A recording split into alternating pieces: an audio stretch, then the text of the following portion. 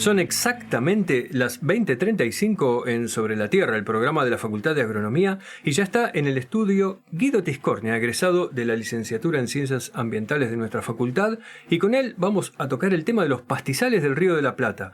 ¿Qué beneficios brindan a los seres humanos y cómo nos afectan las sequías y las temperaturas elevadas? Hola Guido, bienvenido y gracias por estar en Sobre la Tierra. Muchas gracias por invitarme, muy contento, un poco nervioso debo decir, pero muy contento de estar acá. No te preocupes, no se escucha a nadie. Entonces me quedo más tranquilo. Para arrancar, así nomás, ¿podrías contarnos brevemente qué son y por qué son importantes los pastizales? Sí, definitivamente los pastizales a grandes rasgos son ecosistemas terrestres que están dominados por herbáceas, es decir, por pastos, y por eso se llaman pastizales. Uh-huh. Y son súper importantes. Son súper importantes porque proveen de un montón de servicios. Mucha de la comida que tenemos cada día en la mesa proviene de pastizales. Pero además secuestran carbono. El cambio climático está súper en auge. Los pastizales secuestran carbono. Ayudan a conservar el suelo también, ¿sí? A regular el ciclo del agua. Alojan un montón de biodiversidad. Es decir, son muchos los beneficios y podría seguir. También de la parte de recreación, de turismo. Hay muchos beneficios de los pastizales. Algo que se comenta mucho en la facultad y citando a algunos profesores, nosotros solemos tener esta visión un poco bosquecéntrica, de pensar mucho en el bosque cuando pensamos en naturaleza, uh-huh. Por ahí por cuestiones de Europa y cómo nos ha influenciado. Pero antes de hablar mínimamente por ahí de estadística o de sensores remotos o alguna otra cuestión, apropiarse un poco de los pastizales. Buenos Aires, estamos en Buenos Aires, claro. Bueno, no tenemos mucho bosque andino patagónico acá en Buenos Aires y los pastizales son fundamentales, entonces apropiarse un poco siempre está bueno. Hay pastizales en todo el mundo. Hay pastizales en todo el mundo. Nosotros tenemos la suerte de tener unos que son súper productivos, pero los hay en todas las latitudes, a lo largo y a lo ancho. Son súper estudiados porque estos servicios no solo los proveen acá, sino que los proveen en todo el mundo.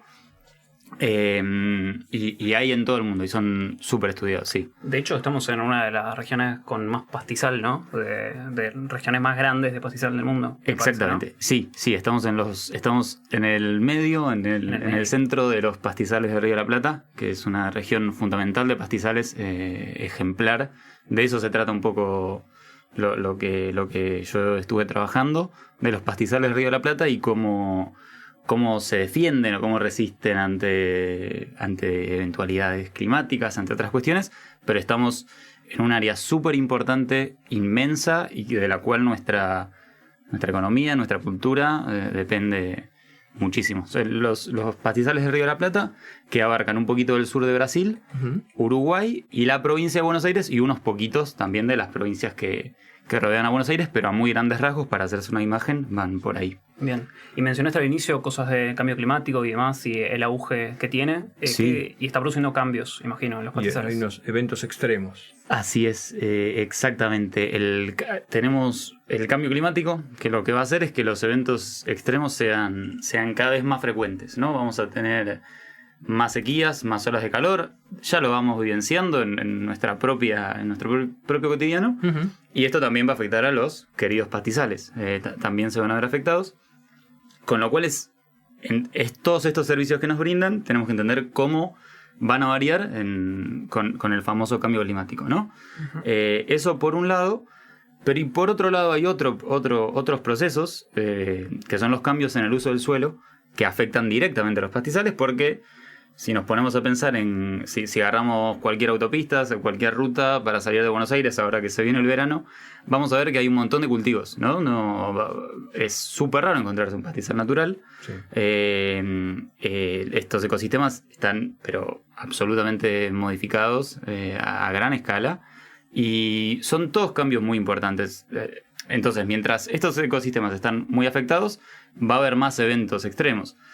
Con lo cual entender un poco qué va a pasar ahí o qué está pasando era nuestro objetivo y está bueno, a mí me interesa. Entre otras cosas cambia la productividad, ¿no es cierto?, de los pastizales, que eso después se convierte en carne. Exactamente. La carne, cualquier asado, cualquier cosa que vayamos a comer de nuevo en las fiestas va a venir probablemente algún pastizal de algo de lo que veamos por la ruta, si vamos a cualquier lado.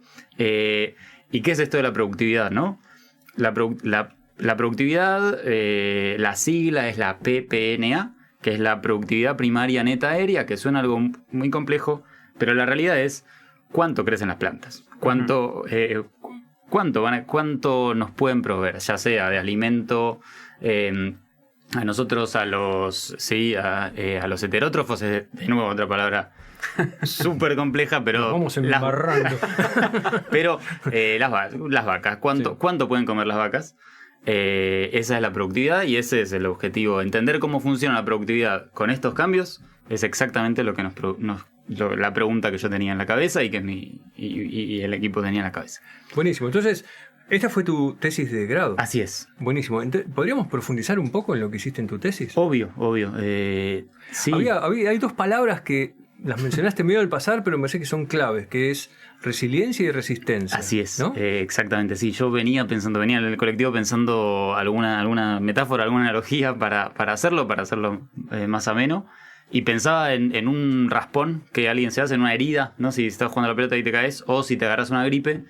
Podríamos pensar a la resiliencia como en cuánto tiempo se te cierra el raspón, en cuánto tiempo se te cura. Okay. Y a la resiliencia. Y la resistencia, por el contrario, es que hay gente que por ahí tiende más a hacerse raspones y tiende menos. Entonces, si alguien tiene una piel muy gruesa, por ahí el raspón le hace menos daño. Claro. Entonces, a muy grandes rasgos, la resiliencia es cuánto va a tardar un ecosistema en volver a su estado original después de un disturbio. Y la resistencia es cuánto se va a ver modificado. Uh-huh. Si nos ponemos... Bien. Clarísimo. Bien, perfecto. Si fue claro... Muy bueno el ejemplo. Sí. Bien. Y la idea era un poco estudiar estas variables en los pastizales de Río de la Plata a lo largo del tiempo. La variable es la productividad. Cómo la productividad se ve afectada por la resistencia y la resiliencia en los pastizales de Río de la Plata en las últimas décadas. Ese era nuestro objetivo. Ahí va. ¿Eso lo hiciste mirando satélites, imágenes? ¿Lo hiciste con Google Maps? ¿Cómo lo hiciste? Lo hicimos a través de los sensores remotos, que son algo maravilloso. Hemos puesto unos bichos a dar vueltas a lo largo del planeta, los satélites, ¿sí? ¿Qué hacen, no? Llega la luz del sol, la cual rebota y va para afuera. El satélite tiene sensores que son como unos ojos, digamos. Imagínense lo chiquita que se ve la Tierra, ¿no? Un puntito es el Monumental o un estadio de fútbol, ¿no? Pero se ve de muy lejos y recopilan todo el tiempo información. Esa información la tenemos disponible por un montón de plataformas, cada vez más. Nosotros usamos Google Earth Engine y lo trabajamos con algunos lenguajes de programación como Python y R, pero básicamente...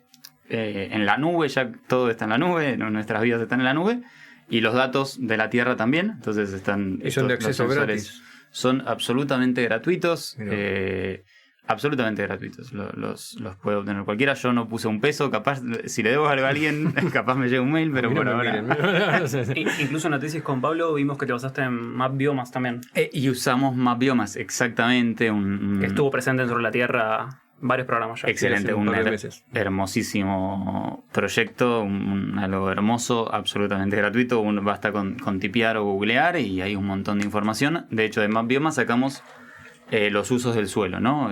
Para entender un poco en los pastizales de Río de la Plata dónde tenemos pasturas, dónde tenemos cultivos, usamos a MapBiomas. Claro. Perfecto. Quienes estén escuchando pueden entrar al sitio Sobre la Tierra, poner MapBiomas en el buscador y llegan a la nota que está hablando Guido. Exactamente. Y entonces vos miraste desde satélites o usaste información que recolectaron los satélites y viste qué cosas, además de la vegetación, digamos, ¿con qué la relacionaste? Bien, la relacionamos con vimos la vegetación y la relacionamos con los usos del suelo para, además, les mentía, había un detalle más que era cómo afecta la intervención humana a la productividad.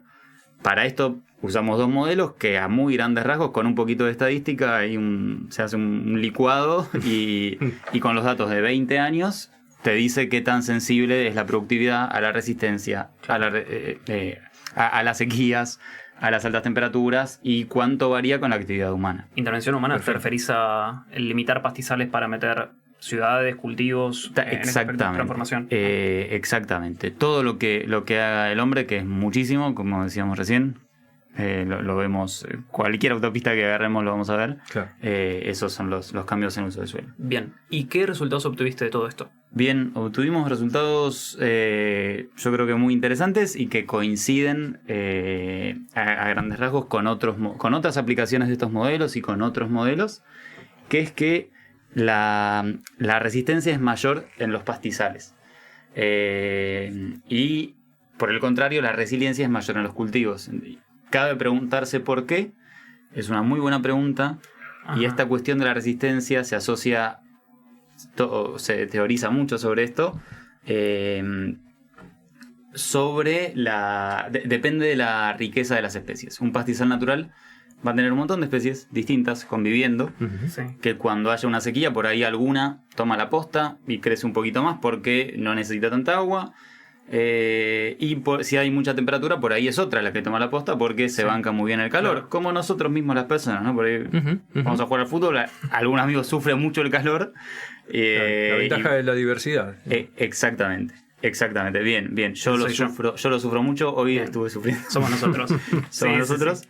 Exactamente. Así es. Entonces, y en cambio en un monocultivo, que es lo que prima en muchos casos, no está esa diversidad y la respuesta, si hay una sequía y la especie que tenemos en el campo, en el pastizal, claro, lo sufre mucho, la productividad se va a caer y no va a haber otra que tome la posta y pueda compensar ese efecto, digamos. Claro, en ese aspecto es mucho más susceptible un monocultivo. Exactamente, es mucho más susceptible. Entonces, los 2 modelos se usaron en varias partes del mundo, en China, en Europa, en otras partes de Asia, además de China, y dieron resultados todos siempre en esta misma línea. Bien. Con lo cual es súper interesante y hay información para aprovechar en los manejos, para entender qué implicancias tiene el monocultivo. En este aspecto en particular hay muchísimas otras, pero bueno, no van a la tesis y al trabajo. Pero en términos de los impactos que tienen sequías y temperaturas, ¿son similares? ¿Se comportan igual en términos de resiliencia-resistencia? Para este modelo, sí. Okay. Por la como ecuación matemática que hay detrás, se comportan, de hecho son análogos, se comportan, no en los resultados, sino en la teoría, pero después al llevar a los resultados van un poco juntas. Uh-huh. Lo que es importante destacar es que siempre que usamos modelos, estamos abstrayendo la realidad, ¿no? Estamos intentando con unas fórmulas matemáticas ejemplificarla. Por supuesto que hay un montón de diferencias, así que es súper acertado el comentario. Siempre va a haber muchísimas diferencias. Acá estamos mirando a trazos muy gruesos, si se quiere. No vamos a estar haciendo enormes diferencias. Estamos en una región enorme, en un periodo, y la idea era un poco. Y también son muchos datos. Ahora que está muy de moda el tema de la ciencia de datos, eran muchísimos datos, así que... ¿Y todos los pastizales del Río de la Plata se comportaron de la misma manera? Porque es un área muy extensa. Es un área muy extensa y no. Para nada. No se comportaron de la misma manera, pero para nada. De hecho, por ejemplo, en el caso de la resistencia a sequías, acá uso otra palabra elegante, que son las isoietas, que son estas... donde llueve más y donde llueve menos. Suena secundario. Es una geografía secundaria. Así es. Secundaria. Y vemos que la resistencia, por ejemplo, a las sequías, va siguiendo ese mismo gradiente, ¿no? Entonces, hay comportamientos regionales y pensando en la utilidad de esta información, podría ser que gente que está que tiene su campo, tiene su reserva o tiene lo que fuere en un lugar donde la resistencia dio menor, bueno, tome alguna medida en cuestión. Claro. Lo contrario, pero no, hay una gran diversidad. El trabajo dio un montón de mapas que quedaron con colores que a mí me gustaron mucho, uh-huh, que son bastante lindos, no los podemos transmitir por radio, pero hay un montón de heterogeneidad y hay un montón de manchas rojas al noreste, manchas verdes al suroeste.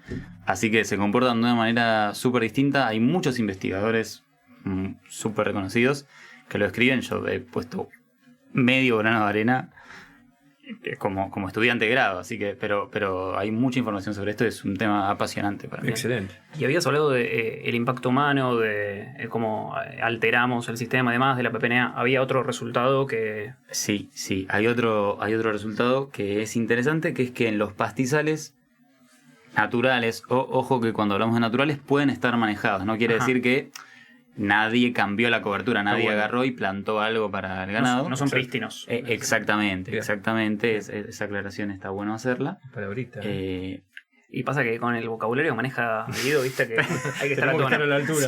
Hizo dietas y no me acuerdo cuál más. No, pero que aumenta la productividad en los pastizales, que eso sí puede ser por cuestiones de manejo. Nosotros no entramos, sí teorizamos un poquito sobre los porqués, pero son algunas hipótesis, ¿no? Nuestro trabajo fue un poco más de sensores remotos y de estadística, por ahí si se quiere, y de muchos datos, pero por los manejos de los pastizales naturales y el hecho de querer aumentar la productividad para que las vacas puedan comer un poco más. Uh-huh. Y por el contrario, que los cultivos han ido perdiendo, que la acción humana ha ido deteriorando un poco la productividad de los cultivos. Sí. Así que son resultados súper interesantes. Por supuesto que de nuevo volvemos a que es un modelo y que hay mucho por... Esto es un pequeñísimo grano de arena que quisimos. Es un avance, ¿no? No te limites. Es un avance de la ciencia. Si me das media hora más, lo digo que no es nada, porque esa es mi tendencia. Bueno, vamos cerrando. ¿A qué conclusiones arribaste en tu tesis con todos estos resultados del granito de arena? Arribamos principalmente a... Pudimos describir, en primer lugar, esta variabilidad en la respuesta en la productividad, de cuánto crecen las plantas. Bien. Lo pudimos describir, lo pudimos mapear, están los mapas. Pudimos también aplicar estos dos modelos que están dando vueltas por la bibliografía y aplicarlos de una manera que consideramos exitosa. Y idealmente se podría, yo de nuevo...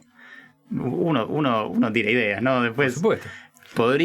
Podrían ser útiles estudios como este para orientar prácticas en el futuro. Ese sería mi ideal. Después, ¿Estos mapas están disponibles online en algún lado? Están disponibles. La tesis está toda publicada en la biblioteca de la Facu, uh-huh, como siempre. Sí. Y puedo compartirlos además a quien quiera.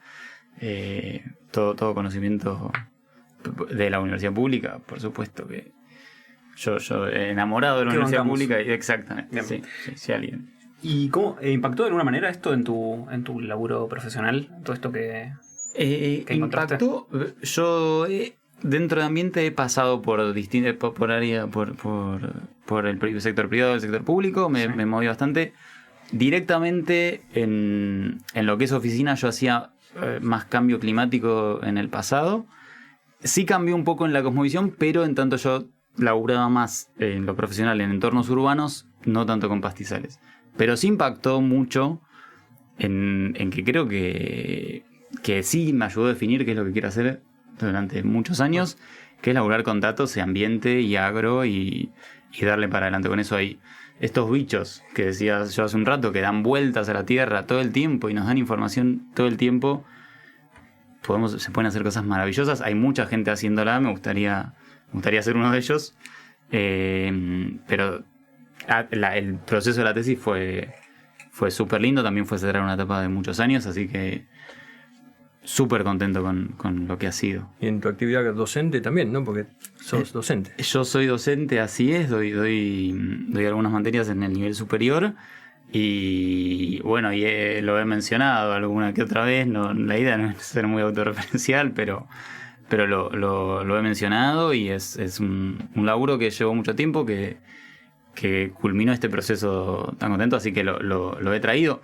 Me gusta mucho hablar de SIG, me gusta mucho hablar de modelos y de estadística, y buscarle también, por supuesto, no solo buscarle, anclarlo en la realidad, anclarlo en la cultura, Pero bueno, son un poco las dos. Jugar a 2 puntas. Jugamos con 2 nueves. No, además, Guido, esto vos lo empleaste para la región pampeana, los pastizales y demás, pero esto se aplica a otros sistemas porque también van a estar impactados, ¿no es cierto? Y cada vez más. Totalmente, cada vez más. Y estos modelos, de hecho, se pueden aplicar a escala global. Se han aplicado a escala global. A nosotros nos interesó esta región de estudio, pero tranquilamente se pueden aplicar.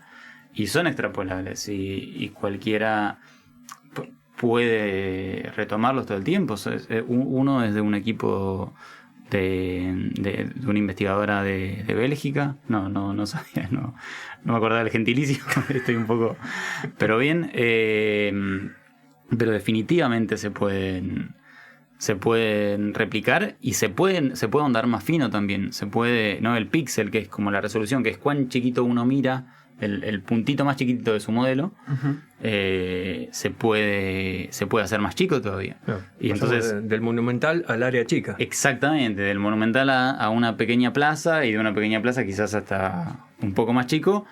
Entonces definitivamente está bueno. Sí hay limitaciones por ahí, porque si son muchos datos, las compus, a veces un poco se empiezan a trabar, o hay que dejarlas corriendo muchos días, pero definitivamente se puede, sí. Bien. Excelente. ¿Tenés una pregunta? No, más allá de la docencia, ¿vos querés seguir con esto? ¿Querés seguir metiendo la SIG, etcétera? Sí, de hecho fue el proceso... Sí. Exactamente, fue la tesis lo que me hizo darme cuenta. La facultad está plagada de docentes, pero excelentes, está plagada de materias súper interesantes, pero el proceso de la tesis y de embarrarme, yo ya tenía la sospecha, y la sospecha fue confirmada por este trabajo. Así excelente. Que, sí. Buenísimo. Bueno, Guido, me encantaría tenerte de nuevo el año que viene, el otro, el que quieras. Lo que ustedes digan, yo feliz de estar acá. Gracias por venir. Gracias. Nos encantó el trabajo, así que felicitaciones. Muchas gracias. Y gracias a ustedes por invitar. Bueno, vamos a un corte y volvemos para el cierre del programa.